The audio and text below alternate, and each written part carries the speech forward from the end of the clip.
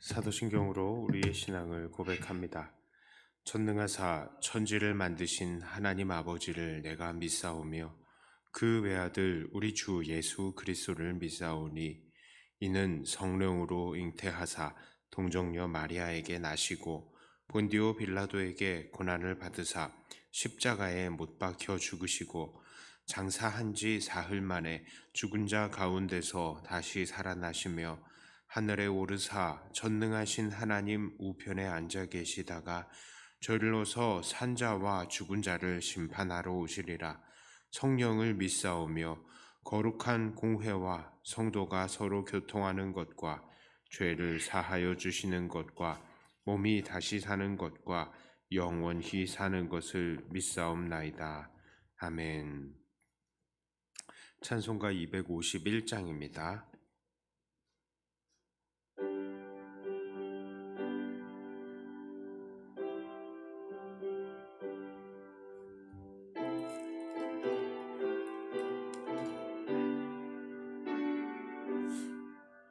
놀랍다 주님의 큰 은혜 우리의 죄를 속하시려 알보리 십자가 위에서 어린 양 보혈을 흘렸네. 주의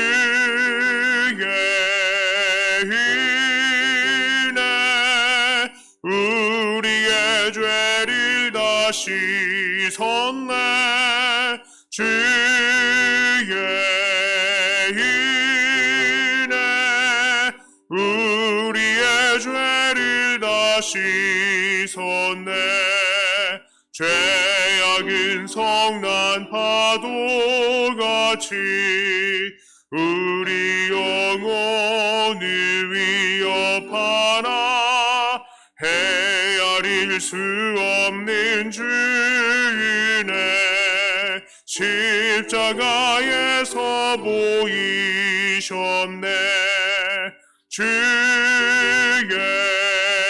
은혜 우리의 죄를 다 씻었네. 주의 은혜 우리의 죄를 다 씻었네.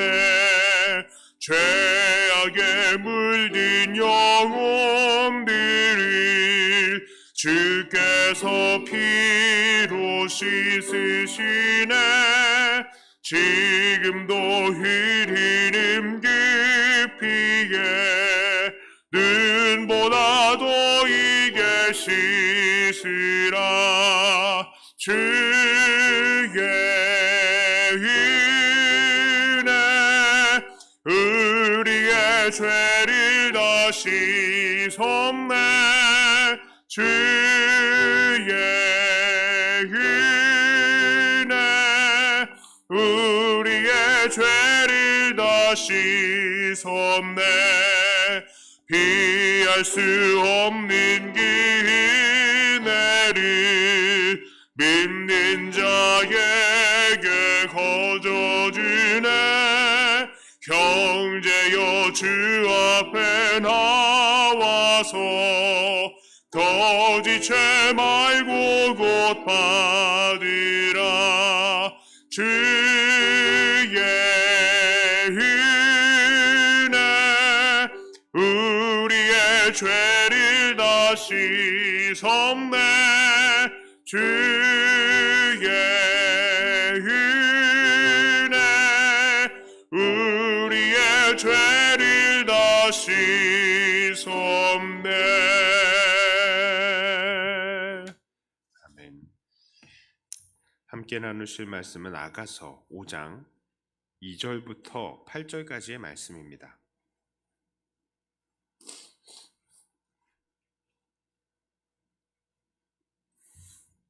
아가서 5장 2절부터 8절까지의 말씀입니다.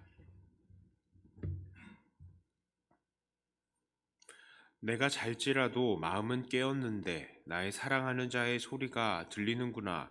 문을 두드려 이르기를 나의 누이 나의 사랑 나의 비둘기 나의 완전한 자야 문을 열어다오 내 머리에는 이슬이 내 머리털에는 밤이슬이 가득하였다 하는구나. 내가 옷을 벗었으니 어찌 다시 입겠으며 내가 발을 씻었으니 어찌 다시 더럽히가 마는 내 사랑하는 자가 문틈으로 손을 들이밀매 내 마음이 움직여서 일어나 내 사랑하는 자를 위하여 문을 열 때 몰약이 내 손에서 몰약의 즙이 내 손가락에서 문빗장에 떨어지는구나. 내가 내 사랑하는 자를 위하여 문을 열었으나 그는 벌써 물러갔네. 그가 말할 때에 내 혼이 나갔구나. 내가 그를 찾아도 못 만났고 불러도 응답이 없었노라. 성안을 순찰하는 자들이 나를 만남에 나를 쳐서 상하게 하였고 성벽을 파수하는 자들이 나의 겉옷을 벗겨 가졌도다. 예루살렘 딸들아 너희에게 내가 부탁한다. 너희가 내 사랑하는 자를 만나거든 내가 사랑함으로 병이 낫다고 하려무나. 아멘.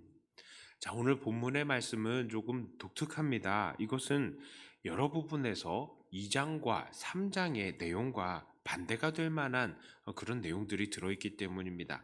2장에서 신랑은 노루와 들사슴처럼 달려가서 신부에게 일어나자, 나가자 이렇게 초대를 했었고 신부는 신랑의 그 초대에 응했습니다.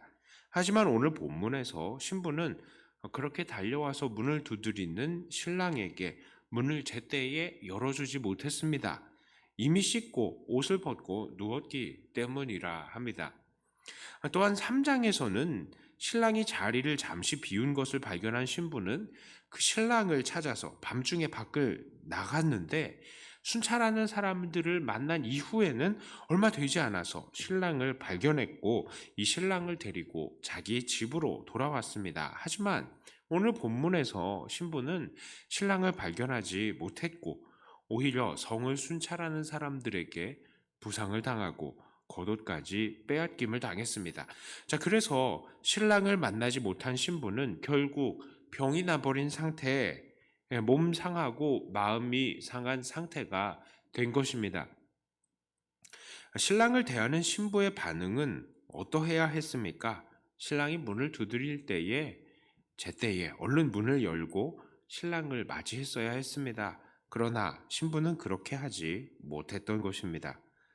오늘 우리는 주님의 신부된 자들로서 오늘 본문의 신부가 신랑을 향해서 문을 바로 열어주지 못했던 그 이유들을 한번 주목해 볼 필요가 있습니다. 신부는 왜 문 열어주는 것을 지체하고 있었습니까? 지금 자기 자신의 형편을 돌아보는 것입니다. 신랑을 맞이하기에는 부족한 자기의 상태를 보았고 또한 거기에는 세상의 통념적인 관습과 이유가 또한 있었습니다. 한마디로 잘밤에 왜 찾아왔느냐라는 것이죠. 지금도 그렇지만 그때는 더욱더 그러했습니다. 밤에 갑작스럽게 찾아오는 것은 실례인 것이죠. 하지만 반대로 생각해 보면 어떨까요? 신랑은 바로 그 밤에 보통 사람들은 다 자고 사람들을 보러 가지도 않는 그 늦은 밤에 신부가 보고 싶어서 신부를 찾아간 것입니다. 신부가 그렇게 그 밤에 자기를 보고 싶어 찾아온 신랑을 생각했다면 당연히 그 문을 열어줘야 마땅했던 것이죠. 그러나 신부는 그렇게 하지 않았습니다. 그녀는 신랑의 입장보다 오히려 자기의 처한 형편과 그 상황에 더 집중을 했던 것입니다. 오늘날 우리들은 어떻습니까? 이 말씀은 우리가 신랑 되신 예수님을 어떻게 맞아들이면서 살아야 하는지를 잘 보여주고 있습니다.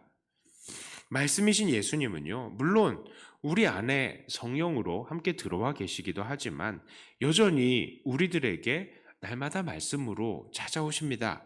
그래서 우리는 주님을 모시기도 하지만 또한 날마다 말씀을 통해서 주님을 새롭게 받아들이고 새롭게 깨달아가며 이 주님을 또한 맞이해야 하는 것입니다. 물론 이것은 시적인 표현입니다. 주님은 한번 우리 안에 들어오시면 떠나시지 않으시지만 날마다 우리에게 새로움을 주시는 분이시죠. 새로운 깨달음을 주시는 것입니다. 이것을 시적으로 표현한 것이니 이해하고 들어주시기를 바랍니다.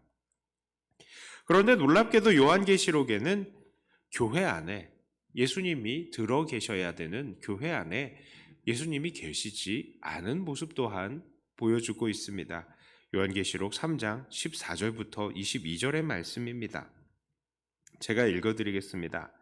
라오디게아 교회의 사자에게 편지하라. 아멘이시오. 충성되고 참된 증인이시오. 하나님의 창조의 근원이신 이가 이르시되 내가 네 행위를 아노니 네가 차지도 아니하고 뜨겁지도 아니하도다. 네가 차든지 뜨겁든지 하기를 원하노라. 네가 이같이 미지근하여 뜨겁지도 아니하고 차지도 아니하니 내 입에서 너를 토하여 버리리라. 네가 말하기를 나는 부자라 부유하여 부족한 것이 없다 하나 네 곤고한 것과 가련한 것과 가난한 것과 눈 먼 것과 벌거벗은 것을 알지 못하는도다. 내가 너를 권하노니 내게서 불로 연단한 금을 사서 부유하게 하고 흰 옷을 사서 입어 벌거벗은 수치를 보이지 않게 하고 안약을 사서 눈에 발라 보게 하라. 무릇 내가 사랑하는 자를 책망하여 징계하노니 그러므로 네가 열심을 내라. 회개하라.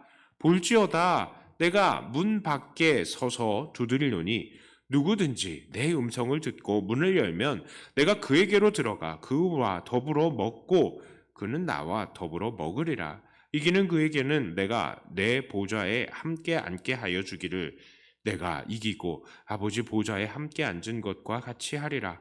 귀 있는 자는 성령이 교회들에게 하시는 말씀을 들을지어다. 자, 주님은 라오디게아 교회를 책망하실 때에 그 교회에 주님이 계시지 않으심을 말씀하셨습니다. 라오디게아 교회도 분명히 예수님을 영접한 교회였습니다. 그러나 주님은 그 안에 주님께서 계시지 않는다라고 말씀하시는 것입니다. 그래서 문 밖에서 문을 두드리시니 얼른 열어달라라고 하십니다. 라오디게아 교회 사람들은 어떠했습니까? 자기는 부자다라고 생각했습니다. 부족한 것이 없다라고 했습니다. 이렇게 자기만 생각하고 있는 것입니다. 주님께서 보실 때에는 여전히 헐벗고 병들어 있는 존재였음에도 불구하고 자기가 자기를 보았을 때에는 모든 것이 완벽하고 부족한 게 없다는 것입니다. 이들은 주님께서 그 문 밖에서 문을 두드리고 계셔도 그 문을 열어드릴 줄을 모르는 것입니다. 마치 신부가 씻고 옷도 벗었는데 왜 신랑은 저녁에 왔냐고 투덜대는 것과 사실은 같은 것이죠. 자기만 생각하고 주님의 생각은 전혀 고려하지 않는 것입니다. 그렇습니다. 우리가 정말로 주님을 모시고 사는 사람들이라면 우리는 날마다 우리에게 말씀으로 찾아오시는 주님을 향해서 우리의 마음 문을 열어두어야만 합니다. 물론 주님은 우리 안에 계시지만 또한 주님은 우리를 더욱더 잘하게 하기 위해서 그리고 우리와 더욱더 깊은 연합을 맺기 위해서 날마다 우리에게 말씀으로 찾아오시는 것입니다. 그리고 바로 그때에 우리는 그 말씀을 아멘으로 받으며 주님과 함께 늘 기쁨으로 잔치를 누려야 하는 것입니다. 그리고 우리는 그렇게 주님을 늘 받아들이기 위하여 날마다 우리 자신을 돌아보며 우리 자신에 대한 생각을 줄여가야 하는 것입니다. 어떻게 하면 내가 편할까?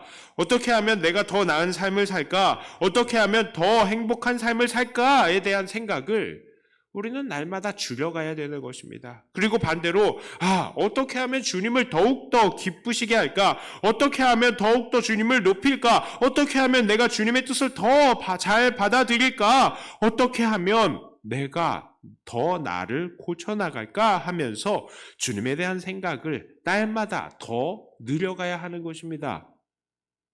이제 말씀을 정리합니다. 오늘 우리는 말씀을 통해서 신랑을 맞이해야 하는 신부의 자세에 대해서 생각을 해보았습니다. 우리는 정말로 날마다 우리에 대한 생각을 점점 줄여가며 주님에 대한 생각을 점점 늘려가야겠습니다. 내 욕심보다 주님의 뜻을 더욱더 존중해야 되겠습니다. 날마다 우리를 깨우치기 위해서 우리에게 주시는 말씀을 주님으로 받아들이며 날마다 그 문을 활짝 열어드려야 하겠습니다. 이렇게 날마다 주님을 겸손히 맞아들임을 통해서 더욱더 주님을 닮아가고 더욱더 주님과 깊은 연합을 이루어내시는 사랑하는 저와 여러분들이 다 되시기를 주님의 이름으로 축복합니다. 기도하겠습니다. 하나님 감사합니다. 우리 주님은 오늘도 신랑으로서 그리고 또 말씀으로서 우리에게 찾아오시고 우리의 문을 두드리시는데 우리가 이 주님을 받아들이는 것에 너무나 마음이 소홀하고 있는 것, 나태하고 있는 것은 아닌지 모르겠습니다. 자꾸 나 자신만 생각하고 내 생각에만 가득 차 있고 내가 나를 판단하고 하나님께서 나를 판단하시는 것에 대해서는 전혀 생각을 하지 않고 있는 모습이 우리 안에 많음을 고백합니다. 그래서 주님께서 우리를 보시기에는 우리가 너무나 부족하고 연약하고 병들고 벌거벗고 있는 상태인데도 나는 부자다. 나는 아무 문제 없다.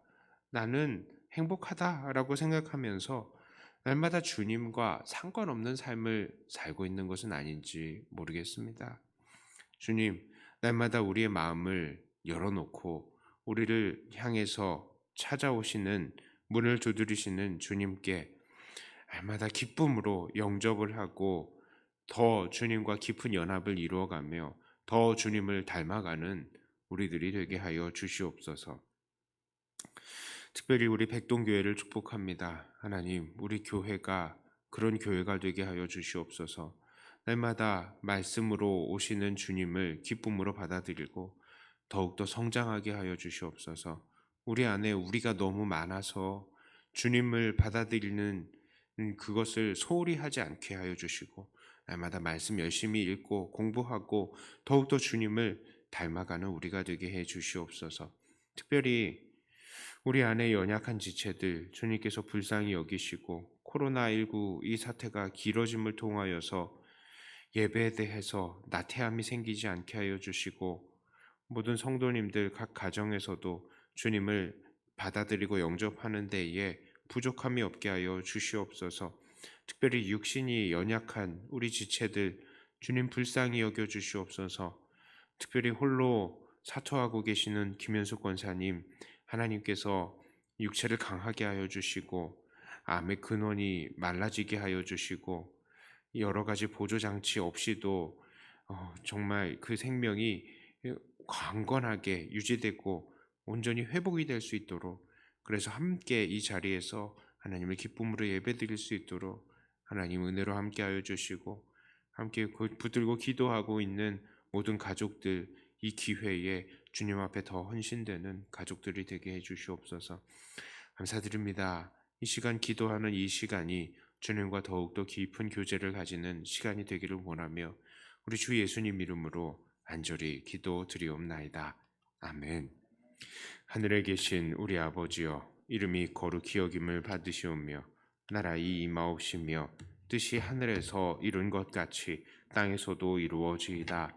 오늘날 우리에게 일용할 양식을 주옵시고 우리가 우리에게 죄 지은 자를 사하여 준 것 같이 우리 죄를 사하여 주옵시고 우리를 시험에 들게 하지 마옵시고 다만 악에서 구하옵소서. 대개 나라와 권세와 영광이 아버지께 영원히 있사옵나이다. 아멘. 받은 말씀 가지고 또 교회 위해서 기도하시고 하나님과 깊은 교제의 시간을 갖도록 하겠습니다.